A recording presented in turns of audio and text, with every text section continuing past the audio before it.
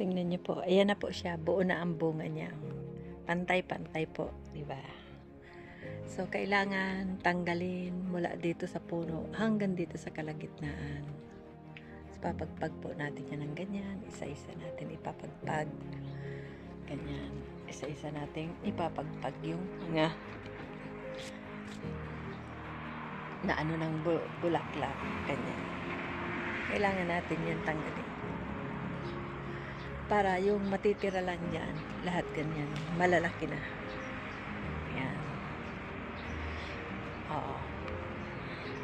Abangan niyo po ito na kung paano ako ano ng grapes, paano ko yan pagandahin. Tapos isusupot ko yan ng parang papel.